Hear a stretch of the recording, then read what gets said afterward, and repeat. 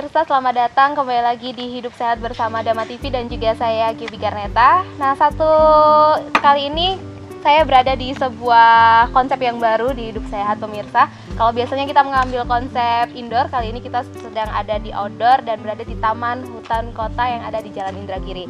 Dan satu juga yang berbeda dari yang episode sebelumnya untuk Hidup Sehat kali ini, kita akan berbincang dengan salah seorang chef catering yang ada di The Gizi, dan juga tapi nantinya kita juga akan ngobrol bersama seorang narasumber yang juga pasti sudah tidak asing lagi untuk pemirsa. Langsung saja kita untuk berbincang dulu dengan chef catering yang ada di sini. Halo Ibu Pipin, apa kabar Ibu? Baik ya. Kita bakalan masak nih pemirsa ya. Ya. Jadi untuk tema kali ini kita bakal berbicara tentang makan sehat untuk penderita hipertensi. Nah, untuk penderita hipertensi sendiri ada beberapa makanan yang memang harus dilarang dan juga untuk dikurangi. Nah, kali ini akan ada satu buah resep yang dipersembahkan dari The Gizi Catering, dan yang pasti ini dibikin spesial oleh Ibu Pipin. Betul Ibu Pipin ya? Oke. Tapi untuk Anda yang penasaran kira-kira The Gizi Catering itu lokasinya ada di mana? The Gizi Catering itu lokasinya ada di Jalan Indragiri 2, Kafling 23 Malang. Dan untuk Anda yang ingin melakukan pemesanan bisa langsung saja melalui telepon di 0341 444 3103 atau bisa juga di 0341 470 963. Kalau Anda ingin berbincang-bincang dahulu mungkin dengan para konsultan gizi yang ada di The Gizi, Anda bisa langsung menghubungi di emailnya thegizicatering@consultant.com. Baik, kita langsung kembali ke Ibu Pipin untuk kali ini. Oke, Ibu Pipin, karena tema kita hari ini adalah makanan sehat bagi penderita hipertensi. Ya. Oke, kalau penderita hipertensi itu yang harus nggak boleh itu makan apa sih? Bu Pipin tahu nggak? Ya, paling enggak sih mengurangi garam ya. Mengurangi garam. Iya. Oke. Ini kita mau masak apa nih Bu Pipin? Ini kita mau masak orak-arik jamur ya. Orak-arik Kita punya jamur. ya untuk Oke. punyanya The Gizi, kita punya itu. Menunya menu spesial Iya, orak-arik jamur. iya. Bahannya apa aja nih Bu Pipin? Saya Bisa sebutkan. dikasih lihat ke pemirsa. Iya. Ini ada wortel, buncis sama jamur tiram Jamur, tiram. yang semuanya bisa dipotong-potong seperti ini. Oke. Kemudian ada bumbunya bawang putih. Bawang putih. Ini minyak canola. Mhm. Ini Ini garam. Ini garam. Garam, Ini gula. gula. Nanti dicampur dengan telur. Oke. Dan ini ada minyak wijen. Oh, Yang minyak terakhir wijen. untuk rasa dan supaya lebih sedap gitu nanti ya. Oke, kalau mungkin di sini ada pemirsa di rumah yang nggak suka jamur nih Bu Pipin, bisa diganti dengan apa? Boleh nggak pakai jamur, kita pakai ini wortel sama buncis, bisa juga dengan sawi, Sawi. terus bayam juga bisa. Bayam juga. Ya. Kalau mungkin ditambah dengan ayam gitu boleh nggak sih Bu Pipin? Boleh sedikit, Boleh. tapi Sedikit kita harusnya pakai ayam kampung. Ayam kampung Iya. ya, untuk menambah Iya. cita rasanya Iya, Bu Pipin ya. supaya nambah lezat. Oke, baik, itu tadi adalah Bu Pipin pemirsa, dan kita akan meninggalkan Bu Pipin. Nanti kita akan ngobrol kembali dengan Bu Pipin, tapi nanti setelah masakannya jadi. Dan saya akan berbincang dahulu dengan narasumber kita, yaitu ada Dr. Ongko Susetya TMNS SPGK, dan saya akan ke tempat Dr. Ongko dulu untuk saat ini. Baik Bu Pipin, saya Ya, tinggal dulu untuk terima ngobrol kasih. dengan Ya. Dr. Ongko. Ya, Selamat baik. memasak Bu Pipin. Iya, saya terima kasih.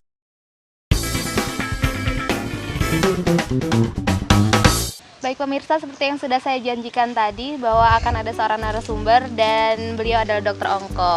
Apa kabar dokter? Selamat siang, selamat malam.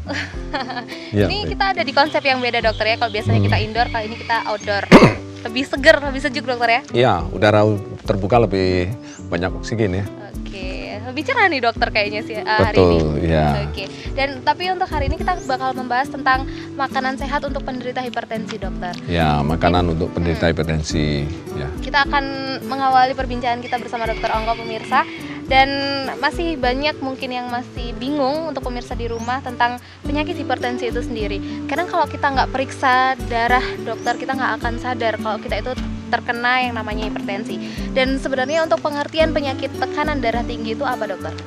Ya, sebenarnya tekanan darah tinggi atau namanya hiper itu lebih Berlebih. tensi itu adalah tekanan darah yang berlebih, artinya di atas normal gitu ya. Jadi kalau biasanya tensinya tuh normalnya ideal ya 120 atasnya dan bawahnya 80, dengan rentang 129 di atas, yang bawah itu 89. Ya, itu kalau itu masih dalam batas-batas normal. Tapi kalau ideal, optimal maksud saya itu adalah 120/80. Kalau di atas tadi 130, 100 ke atas itu sudah mulai hipertensi. Kalau yang bawahnya di atas 90 itu mulai hipertensi. Gitu. Lalu kenapa hipertensi ini adalah salah satu penyakit yang bisa dibilang cukup tinggi? Orang-orang yang terkena hipertensi di Indonesia ini cukup banyak, dokter. Dari 1000 anggota rumah tangga ada 83 per mil orang-orang yang menderita penyakit hipertensi di Indonesia. Penyebabnya kira-kira apa, dokter? Kalau kita berbicara mengenai penyebabnya, ya penyebabnya yang paling banyak adalah faktor genetik, ya, faktor genetik keturunan. Karena itu kalau kita pilih-pilih pasangan hidup, ya mesti pilih juga jangan sampai ada genetik dua-dua pasangan hipertensi, kasihan anaknya itu pasti hipertensi. Ya, yang kedua juga pola hidup, pola makan dan pola hidup yang membuat orang-orang sekarang menjadi kegemukan, kemudian terlalu banyak asupan natrium atau sodium ya di dalam berbagai makanan dan termasuk dengan bumbu-bumbu masaknya itu semua akan menyebabkan orang menjadi asupan natriumnya tinggi dan itu menyebabkan hipertensi. Hidup dalam situasi kompetitif seperti sekarang, stres itu juga menyebabkan orang menjadi tegang dan akhirnya menderita penyakit hipertensi juga. Jadi selain ada tentu penyakit-penyakit hormonal, misalnya di anak ginjal ada tumor pheochromocytoma namanya yang mengeluarkan hormon yang banyak sekali yang menyebabkan tensinya naik. Tapi itu mungkin sangat jarang kasusnya. Tapi kasus umumnya itu. Jadi gaya hidup, pola makan dan genetik. Kalau dulu yang kita tahu nih, dokter, penyakit hipertensi ini adalah identik dengan orang-orang yang sudah memasuki usia lansia. Tapi kayaknya semakin kesini enggak ya, dokter ya? Bahkan yang masih remaja pun itu mungkin bisa terkena hipertensi. Ya, kelihatannya kecenderungan daripada penyakit hipertensi ini cenderung untuk makin pada usia muda. Dan kita tahu bahwa kenapa penyakit hipertensi itu kok berbahaya, karena penyakit hipertensi itu bukan hanya sekedar mengukur tensi, tapi tekanan darah yang tinggi itu merusak pembuluh darah. Dinding pembuluh darahnya rusak. Nah, dinding pembuluh darah yang rusak ini tergantung sekarang di mana. Kalau yang di jantung namanya serangan jantung, kalau di otak namanya stroke. Kalau itu di ginjal, terjadilah gangguan ginjal atau gagal ginjal yang ujung-ujungnya adalah cuci darah, ya kan? Ya. Kalau di pembuluh darah di mata, terjadi perdarahan di mata, terjadi gangguan penglihatan misalnya. Jadi sebenarnya penyakit hipertensi ini adalah penyakit yang merusak. Gitu. Maka itu kejadiannya cukup tinggi sekarang di masyarakat yang ini yang harus juga diwaspadai. Ya. Oke, mungkin bisa disampaikan juga untuk pemirsa yang ada di rumah nih, dokter. Gejala awal yang paling sangat signifikan menandakan bahwa seseorang terkena hipertensi itu apa, dok? Kalau kita berbicara mengenai gejalanya hipertensi biasanya sulit. Bukan berarti orang yang marah-marah itu kemudian tensinya naik ya. Ya, bukan itu maksudnya. Maksud saya itu adalah orang yang suka marah-marah itu berarti dia mempunyai hipertensi. Tidak, sebenarnya dia karena marah-marah tensinya naik, kan itu harusnya gitu ya. Bukan terbalik, bukan karena hipertensi kemudian dia marah-marah, tapi dia karena marah-marah dia tensinya naik kan gitu kan. Jadi lalu orang bilang dia hipertensi, bukan. Jadi itu sebenarnya. Jadi kita tahu bahwa problem utama daripada hipertensi ini tadi kita harus kontrol dengan baik seumur hidup itu aja. Supaya jangan sampai nanti menimbulkan ekses-ekses yang jelek terhadap kesehatan tubuh kita tadi seperti yang saya kemukakan tadi. Jadi gejalanya sulit kalau hanya dengan subjektif gejala keluhan itu sulit. Harusnya diperiksa secara objektif yaitu dengan alat yang sederhana dengan tensimeter tadi. Ya. Kalau untuk orang yang sudah menderita hipertensi nih, dok, pasti akan sering sekali mengeluhkan bahwa dia ini pusing dan tidak jarang akan keluar darah dari hidung atau biasanya kita kenal dengan istilah mimisan nih, dokter ya. Kenapa ini bisa terjadi, dok? Sebenarnya nggak ada hubungan langsung antara hipertensi kemudian mimisan karena hipertensi kemudian pusing, nggak ada hubungannya. Biasanya kalau nggak punya duit, pusing, tensinya naik kan gitu kan. Bulanan pasti terjadi, dok ya. Terutama akhir-akhir bulan seperti sekarang ini ya. Jadi sebenarnya nggak ada hubungannya dengan mimisan, dengan itu nggak ada, pusing nggak ada hubungannya. Ya. Jadi memang orang hipertensi itu cenderung ya tergantung kalau kerusakannya di ginjal masa pusing gejalanya, ya kan? Kalau di jantung ya nggak pusing, gitu. Nyeri dada yang ya. Oke. Untuk pertanyaan selanjutnya nih, dokter, benarkah dokter bahwa seorang perempuan ini lebih banyak mengidap hipertensi dibandingkan pria? Ya, kalau dikatakan hipertensi pada pria memang pada wanita atau tanaman yang menopause, Jadi itu hormon estrogennya, progesteronnya menurun. Di sana risiko kardiovaskuler meningkat. Ya, jadi risiko kardiovaskuler meningkat termasuk hipertensi. Jadi kardio itu jantung, vaskuler itu pembuluh darah. Kelainan jantung dan pembuluh darah pada wanita yang menopause itu meningkat. Ya. Nah, makanya perlu sebelum menopause itu dijaga supaya misalnya jangan gemuk, ya semua faktor-faktor yang kecuali faktor keturunan herediter itu nggak bisa kita kontrol. Tapi faktor kegemukan, kebiasaan pola makan yang suka nyamil di mana-mana, wisata kuliner yang suka nyamil chips, potato chips, segala itu yang asin-asin, itu yang harusnya mulai dikurangi. Artinya ya kita makan lah, tetapi tidak berlebihan gitu. Baik, dokter, kita harus jeda dulu, kita tahan dulu untuk perbincangan selanjutnya, dan pemirsa jangan kemana-mana karena Hidup Sehat akan kembali setelah yang satu ini. Terima kasih pemirsa, Anda masih bersama kami dan pastinya Hidup Sehat kali ini masih bekerja sama dengan Healthy Family Catering The Gizi, bebas MSG dan rendah lemak trans. Oke, baik dokter, kita kembali berbincang masih tentang makanan sehat untuk penderita hipertensi. Seperti saya tadi sempat berbincang dengan Ibu Pipin dan mungkin pemirsa juga masih ingat yang ada di rumah bahwa kalau penderita hipertensi itu harus mengurangi garam. Dan ini juga mungkin sudah berkembang sekali dokter ya, masyarakat juga udah banyak sekali yang tahu kalau garam ini adalah pemicu utama dari hipertensi. Ini benar nggak sih dok? Sebenarnya bukan garamnya yang pemicu, jadi bukan rasa asinnya. Biasanya orang hipertensi, oh ini kok asin, ya kan gitu kan ya. Jadi sebenarnya bukan masalah asinnya yang menyebabkan hipertensi, tapi justru natrium atau sodium yang dikandung di dalam garam itu yang berbahaya. Karena rumus kimia daripada garam itu adalah natrium atau sodium klorida. Jadi sodium ini yang berbahaya. Nah, sodium ini tidak hanya monopoli daripada garam saja. Sodium itu banyak pada sumber-sumber makanan seperti kecap, baik asin maupun manis. Kemudian yang tidak kalah pentingnya yang banyak dipakai masyarakat adalah monosodium glutamat atau MSG atau penyedap masakan. Ya, nah, ini yang juga banyak dipakai dan itu monosodium. Nah, sodiumnya ini banyak pada penyedap masakan.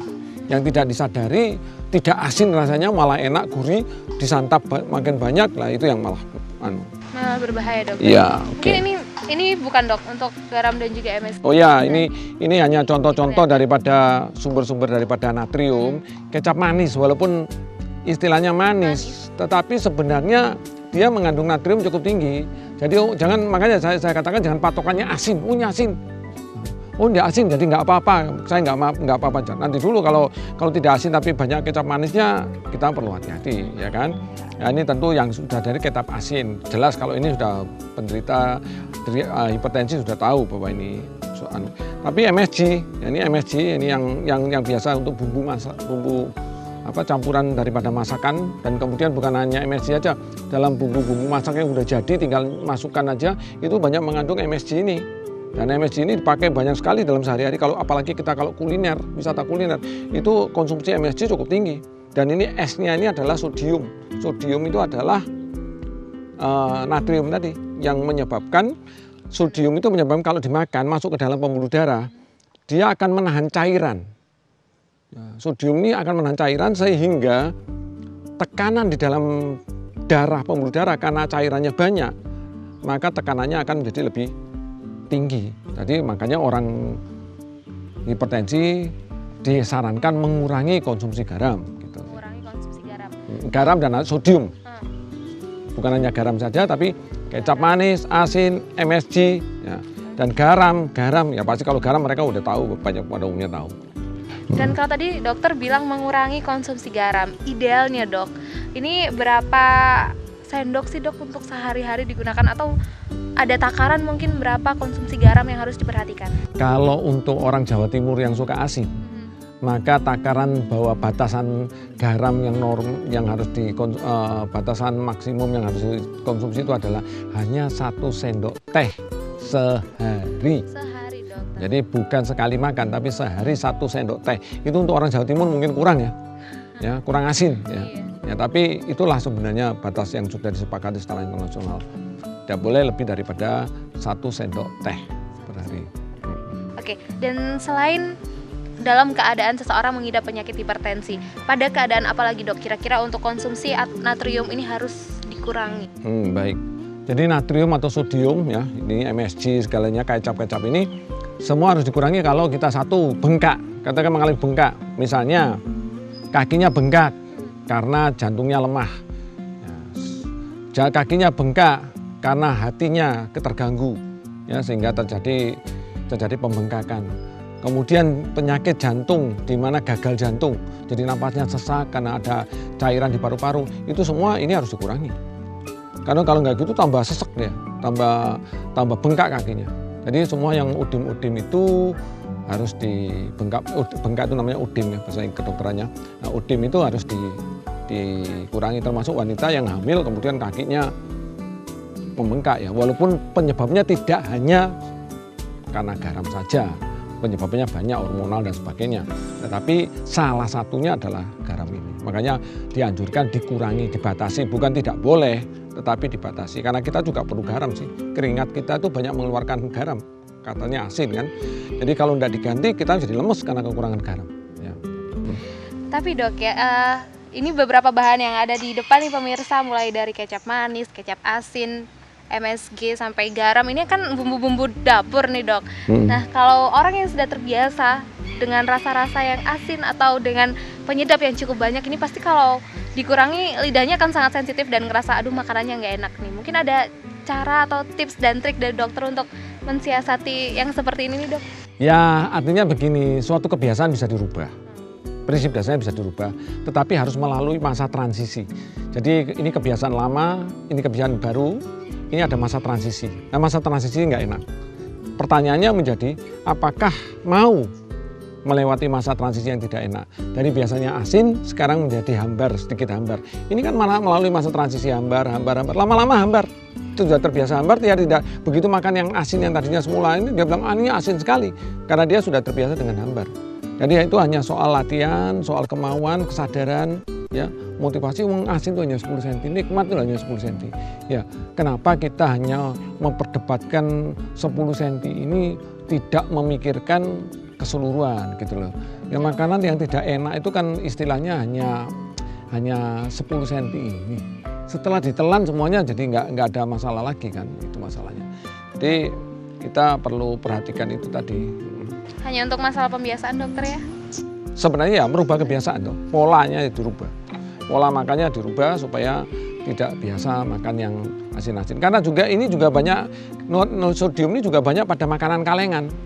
Yang diawetkan dengan buah kalengan misalnya, tidak dinamakan natrium benzoat. Nah ini, makanan-makanan kalengan itu juga banyak mengandung natrium juga. Bagus juga dokter ya? Ya artinya untuk orang hipertensi dikurangi, ya jangan terlalu banyak. Kalau makan pesta ada buah di dalam sedikit ya makanlah, tapi jangan banyak-banyak ya kan gitu ya. Yang banyak-banyak itu artinya ya cukup 2-3 sendok lah. Ya, nggak perlu 1 gelas penuh dihabiskan gitu ya. Itu mungkin. Oke, baik dokter. Lalu untuk pertanyaan selanjutnya kita berbicara tentang garam diet. Banyak sekali yang mengatakan bahwa garam diet ini kandungan natriumnya itu lebih rendah dibandingkan dengan garam dapur biasa. Pendapat dokter? Benar. Jadi garam diet itu kandungan natriumnya lebih rendah daripada garam biasa. Namun rasa asinnya kurang. Jadi karena rasanya kurang, kalau kita berpatokan pada rasa asin, dia akan nambah itu. Ya, dosisnya akan nambah. Karena sebagian dari natrium itu diganti kalium. Di dalam garam diet itu sebagian diganti kalium. Kalium ini kan nggak asin rasanya. Tapi ini bagus untuk hipertensi, kalium. Nah, tapi kalau dia tetap mengejar rasa asin ini yang menjadi dambaan, tadi aku karena sudah makan garam diet, jadi aku sekarang boleh nambah semauku. Nggak bisa, karena ini ada natriumnya juga. Jadi tetap orang hipertensi harus mengurangi konsumsi natrium. Jadi bukan hanya garam saja, bukan hanya asin saja, tapi semua yang manis, yang gurih seperti MSG segala harus dikurangi. Ya. Berarti untuk konsumsi, kalau dibandingkan dengan garam dapur nih dok, dan juga garam diet, lebih baik garam diet atau gimana dok? Ya kalau sadar bahwa garam diet itu jangan ditambah-tambah lagi, artinya jangan minta asin lagi. Garam diet lebih bagus karena ada kaliumnya ya. Kalium itu yang justru membantu menurunkan tensi. Ya. Tapi kalau garam biasa kan nggak ada kaliumnya. Jadi kalau ditanya mana yang lebih baik, ya pasti lebih baik garam diet. Asal jangan ukurannya Ditambah. asin, tingkat asinnya itu loh. Oke, baik dokter, kita pause dulu, kita berhenti dulu untuk perbincangan kali ini pemirsa, dan jangan kemana-mana, Hidup Sehat akan segera kembali setelah yang satu ini. Baik pemirsa, terima kasih Anda tetap bersama kami. Dan dokter, di depan kita ini sudah ada berbagai macam, mulai buah-buahan, sayur mayur, dan juga bumbu dapur. Mungkin bisa dijelaskan dokter, ini apa hubungannya dengan tema kita kali ini? Ya, sebenarnya makanan daripada seorang hipertensi atau tekanan darah tinggi itu sebenarnya harusnya dianjurkan semi-vegetarian, bukan vegan murni, tapi semi-vegetarian. Jadi artinya mengurangi daging-daging merah, lebih banyak ke arah ikan. Jadi mari kita makan ikan, tempe, tahu. Nah, jadi kemudian buah dan sayur. Jadi wajib, buah dan sayur itu wajib. Jadi hadapan kita ini adalah makanan-makanan yang contoh bahan makanan yang seorang penderita hipertensi itu perlu memahami. Misalnya adanya sayur, ya, sayur hijau. Kemudian ini ada buah tomat, ya. Kemudian ini ada buncis, ya. Dan yang tidak kalah pentingnya sebenarnya bawang putih. Nah, bawang putih ini sebagai bumbu masak, tetapi dia di satu sisi juga mengandung alisin. Alisin itu bisa dalam penelitian menunjukkan bisa membantu menurunkan tensi. Tetapi bukan berarti lalu makan bawang putih lalu obat tensinya dihentikan, bukan itu maksud saya, ya, mengganti obat hipertensi bukan, ya. Jadi ini bisa dipakai untuk berapa banyak kalau pertanyaannya. Kalau menurut anjuran kalau hanya bukan untuk bumbu itu 3 siung ya. Dari 3 siung itu artinya kalau kita lihat 3 siung ya ini 3. Ya 3. Jadi 3 siung ini yang seharusnya orang hipertensi makan setiap hari bawang putih, ya. Jadi lalu kemudian ini banyak wortel, banyak karotennya, ya, banyak antioksidannya. Selain itu juga ini banyak seratnya, ya, dan ini juga jambu, ya. Jambu ini buah yang paling banyak vitamin C-nya adalah justru jambu biji, bukan jeruk, ya, bukan jeruk. Jeruk bukan yang paling tinggi vitamin C-nya, ya. Dan kemudian ini ada macam-macam lagi ini, ya. Jadi ini ada buah pir, ini ada apel, ya. Jadi orang hipertensi secara bervariasi harus makan sayur dan buah. Kalau bisa sayur dan buahnya ini seperti pelangi. Jadi ada warna merah, ada warna hijau tua, hijau muda, ada yang putih, ada yang orange, ada yang kuning, ada yang merah gitu, ya. Ya. Jadi oke. Itu tadi pemirsa, mungkin yang ada di rumah juga sudah mulai bisa mempraktekkan untuk menu makanannya itu adalah semi vegetarian dokter, ya, untuk penderita hipertensi. Baik, selanjutnya kita bakal berbicara tentang pola ataupun gaya hidup dari seorang yang menderita hipertensi itu sendiri dokter. Salah satunya ini ada yang menganjurkan untuk yang mengidap hipertensi adalah diet penderita hipertensi. Ya, jadi makanan ini direkomendasi oleh Persatuan Dokter Jantung di Amerika Serikat, dinamakan DASH diet, DASH diet. Jadi D itu adalah dietary, A itu approach, kemudian S itu adalah to stop, H itu hypertension. Jadi untuk menghentikan nah itu intinya adalah semi vegetarian. Jadi mengurangi makan daging merah, lebih banyak ke arah kacang-kacangan seperti tempe, tahu, kacang polong seperti ini, ya. Dan kemudian juga buah-buahan dan sayur-sayuran yang banyak, terutama yang sayur yang hijau ini banyak mengandung magnesium. Dan ini untuk wanita hamil yang hipertensi itu bagus, harus makan sayur yang warnanya hijau gelap karena itu banyak mengandung klorofilnya mengandung magnesium. Jadi itu yang arti daripada hipertensi DASH diet itu. Tadi DASH diet plus itu kalau ditambah dengan olahraga nanti jadinya DASH diet plus itu yang bisa mengontrol tekanan darah dengan paripurna, ya. Untuk prinsip dietnya itu tadi seperti apa dok? Untuk DASH diet itu sendiri dok? Ya prinsipnya semi vegetarian tadi. Oh, semi vegetarian itu tadi. Oke, untuk pemirsa mungkin bisa ya dok mulai mencoba dari sekarang untuk para penderita hipertensi bisa mulai mengganti pola makan Anda dengan semi vegetarian itu tadi. Dan kita kembali ke pertanyaan selanjutnya dok. kalau untuk penderita hipertensi ini pasti ada beberapa obat-obatan yang memang wajib dikonsumsi, Dok. Tapi pertanyaannya ini dikaitkan dengan kondisi ginjal ataupun hati dari manusia. Apakah itu tidak merusak, Dok, kalau secara kontinu dikonsumsi, Dok? Ya, memang banyak orang berpendapat bahwa kalau minum obat terlalu banyak, orang hipertensi minum obat terlalu banyak, nanti ginjalnya rusak. Padahal kalau hipertensi dibiarkan tanpa obat, itu pasti dia akan merusak ginjal. Jadi ginjal itu rusak bukan karena obat, tapi karena proses hipertensinya. Jadi kalau tidak mau ginjalnya rusak, harus minum obat secara teratur. Hipertensi itu seumur hidup kalau tentu dengan pengawasan dokter. Kapan dokter mengatakan terus, kapan dokter mengatakan stop, itu yang harus diperhatikan oleh penderita hipertensi. Tapi jangan sekali-sekali menghentikan pengobatan hipertensi hanya karena misalnya ada suplemen baru, ini ada sirup baru yang dijual multi level ya. Jangan. Tetap walau kalau mau makan sirup itu silahkan minum, tapi obat hipertensinya jangan ditinggalkan. Gitu. Baik, dokter. Dan untuk pola atau gaya hidup makanan rendah sodium ataupun natrium ini sebaiknya dimulai sejak usia berapa, Dok? Apakah mulai anak-anak agar nanti saat menginjak dewasa sudah mulai terbiasa atau seperti apa, Dok? Ya sebenarnya sejak anak-anak ya, sejak anak-anak dan itu tentunya dimulai dari pola konsumsi di dalam keluarga. Kalau di dalam keluarga suka asin, bapak ibunya suka asin, anaknya pasti juga akan terpengaruh. Dia akan suka asin ya. Dan kita tahu snack anak-anak sekarang ini bukan hanya asin, tapi banyak natriumnya. Yaitu tadi seperti banyak pengawetnya, banyak penyedap masakan yang dipakai luar biasa. Di kerupuk ada penyedap masakan, di sambal ada penyedap masakan, bahkan di bubur dicampur dengan penyedap masakan. Belum lagi menu masakannya sendiri sudah ditanam, diberikan supaya sedap, diberi kadang-kadang berlebihan MSG-nya. Dan ini semua walaupun tidak asin, tetapi berbahaya, bisa meningkatkan tensi.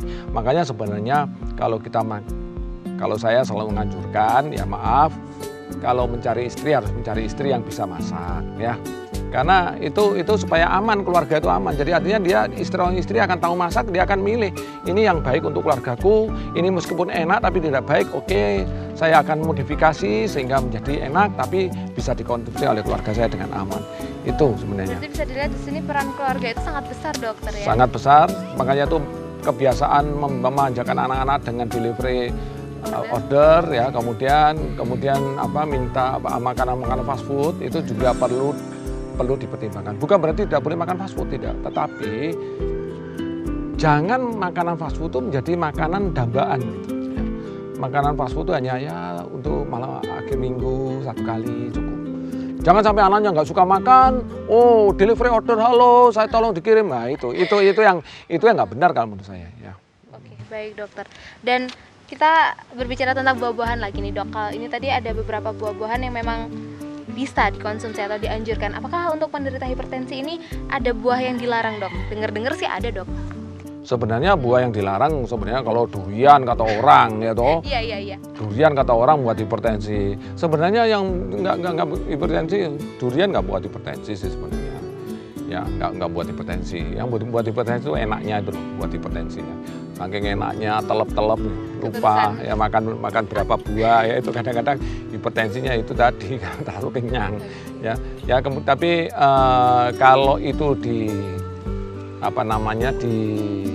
fermentasi, jadi misalnya seperti tape, legen, tuak segala itu yang ada alkoholnya, itu juga yang harus hati-hati dengan hipertensi ya, tapi bukan karena duriannya sendiri ya. Karena porsinya mungkin, dokter ya porsinya dan kemudian mungkin ada proses fermentasi tadi. Ya. Baik, terima kasih dokter. Dan pemirsa, kita harus melihat kembali pariwara yang akan lewat kali ini. Tapi jangan kemana-mana, tetap di Hidup Sehat bersama Healthy Family Catering The Gizi.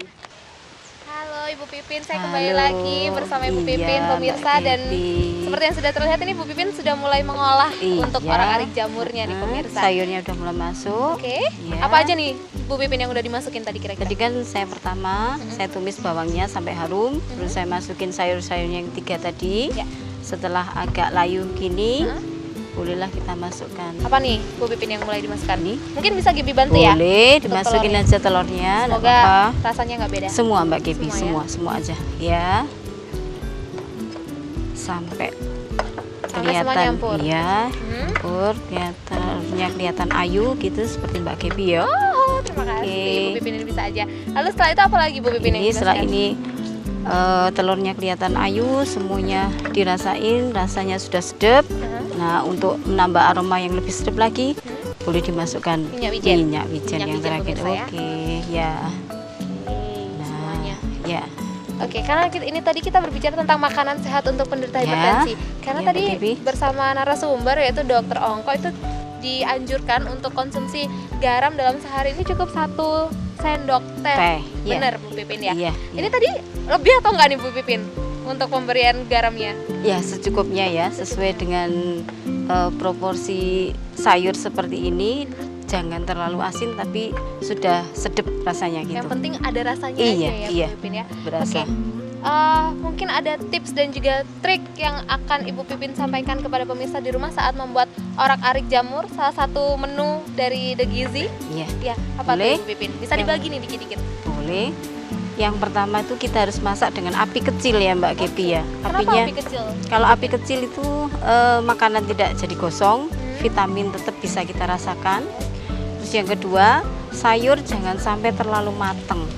Berarti semi matang, Iya, setengah matang iya, ya, Bu Pipin iya. ya. Terus tadi sebelum kita prepare juga, cara mencucinya juga harus bersih dengan air yang mengalir supaya yang kita dapat tuh makanan juga makanan yang sehat ya, Iya, betul, betul, betul. supaya sesuai dengan standar kesehatan, paling tidak menjaga diri kita.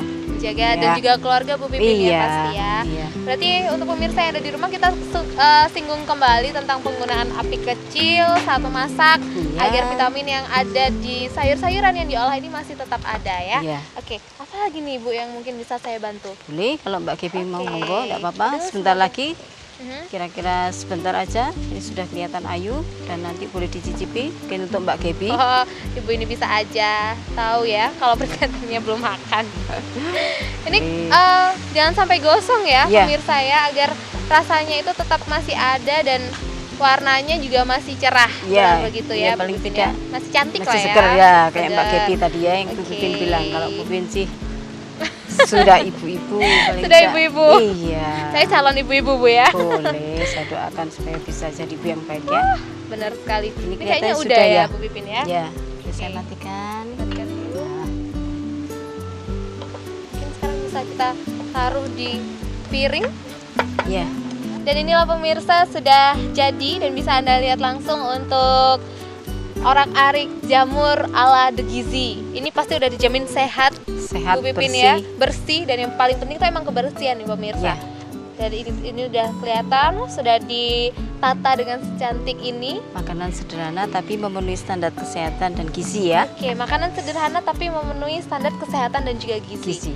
Tidak perlu mahal, Tidak tapi yang perlu. penting sehat untuk Iya, tubuh. iya. Bu Pipin ya. Boleh dicicipi. Oke. Langsung saya cicipi. Boleh. Oke, saya mau coba. Kalau ini kita bahas sedikit Bu Pipin ya. Selain Ya. orak-arik jamur, ada menu favorit atau unggulan apa lagi di The Gizi? Ada namanya sup ikan. Enak pemirsa. Sup ikan, terus ada rawon jamur, ada nasi goreng gizi. Itu semua unggulan dari The Oke Gizi. ya. Kalau untuk Masih rasanya? banyak lagi. Tentu dijamin paling Sehat, enak dari restoran Bu Pipin yang ya. lain ya. Dan emang rasanya sehat pemirsa, tidak terlalu asin dan nggak terlalu hambar. Jadi rasanya itu benar-benar pas di tengah. Jadi kalau Anda ingin menu makanan sehat bisa langsung menghubungi yang namanya The Gizi Catering ya. Boleh, Nanti kita saya bakal tunggu. kasih nomor teleponnya dan juga untuk emailnya juga bakal ada di akhir acara. Dan sekarang kita mau kembali ke Dokter Ongko dulu dan kita akan berbincang di segmen selanjutnya. Terima kasih Bu Pipin sudah Sama-sama, menemani. enak Terima kan kasih ya? juga, Mari, enak sekali. iya, iya. Mbak. Saya bawa ya Bu Pipin Boleh, ya. monggo.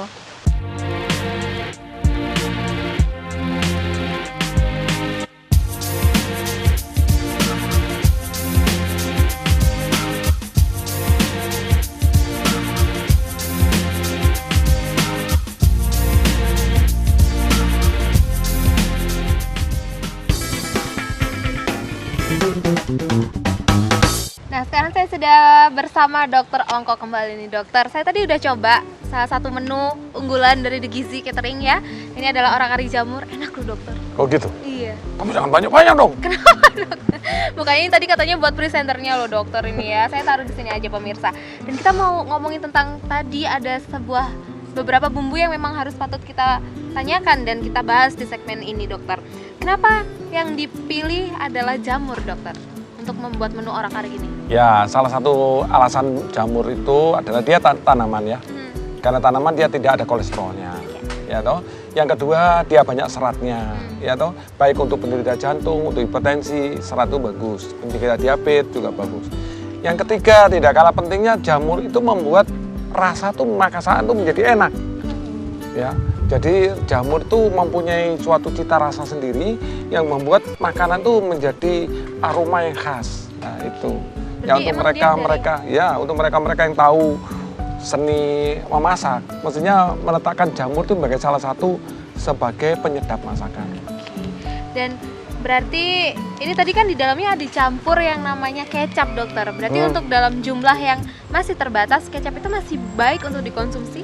Ya, memang kecapnya terbatas. Makanya itu tidak bisa lagi kecapnya berlebihan ya. Selalu kita makan dalam jumlah yang terbatas ya. Oke, yang terbatas. Dan selain garam, tadi juga sudah sempat kita singgung bahwa yang namanya kecap ini juga mengandung natrium. Bagaimana memilih kecap yang memang khusus untuk penderita hipertensi dokter? Apakah ada dokter? Kalau kecap setahu saya yang ada itu kecap untuk diabetes ya. Tapi kecap untuk penyakit hipertensi nggak ada. Nggak ada ya, iya. Berarti nggak ada.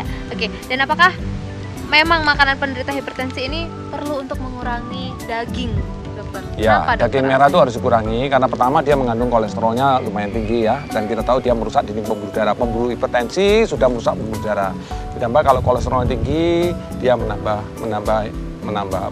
tekanan darah, iya toh? Ya. Jadi memang selama ini kita tidak menganjurkan, sebenarnya manusia ini struktur anatomi pencernaannya itu seperti pemakan tanaman. Ya, seperti sapi, seperti kambing.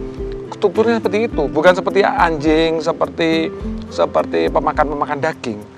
Jadi sebenarnya kita manusia itu lebih cocok kalau kita makan ini, karena buktinya saluran pencernaannya panjang. Jadi dia harus mengolah kan makanan. Nah, kalau kita makan serat-serat ini kan perlu lama seratnya. Lain dengan daging lebih cepat gitu ya. Baik. Dan jamur ini menjadi salah satu alternatif ya dokter ya. Betul. Tapi tentu jamurnya harus dipilih loh ya. Oke. Jamurnya harus dipilih supaya jangan sampai nanti jamur itu beracun kan gitu. Oke, baik dokter. Dan sepertinya kita sudah berada di ujung acara pemirsa dan mungkin ada pesan-pesan yang disampaikan singkat saja dokter. Ya, saya hanya menyampaikan bahwa penderita hipertensi itu harus sadar bahwa pola makannya tidak sama dengan orang normal. Dia harus mempunyai pola makan sendiri, harus belajar membiasakan pola makan sendiri. Tidak bisa sama dengan orang yang tidak hipertensi, itu aja. Oke. Baik dokter, terima kasih untuk perbincangan kita. Semoga tayangan kali ini bisa bermanfaat untuk pemirsa yang ada di rumah. Terima kasih dokter. Dan itu tadi pemirsa bincang-bincang saya bersama Dokter Ongko dan juga seorang chef yang ada dari The Gizi. Dan untuk Anda yang ingin memesan ataupun mencoba menu-menu sehat dan juga bersih persembahan dari The Gizi, silakan saja Anda langsung menghubungi di 0341 444 3103 atau bisa juga di 0341 di 470963. Untuk emailnya bisa langsung saja Anda coba di thegizicatering@consultant.com atau Anda ingin datang langsung silakan saja langsung ke Jalan Indragiri 2, Kafling 23 Malang. Dan semoga tayangan kali ini bermanfaat untuk Anda dan juga keluarga Anda. Saya Gibi Ganeta dan juga mewakili seluruh kru yang bertugas pamit undur diri dan mohon maaf jika ada salah kata. Sampai berjumpa di tayangan Hidup Sehat selanjutnya.